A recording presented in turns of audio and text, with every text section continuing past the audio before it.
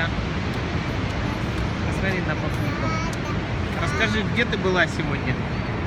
На корабле. Где ты была? Скажи, там плавала на корабле. Там плавала. А кого ты там видела? Встань на ноги. Чайку. А чайка какая была? Не надо.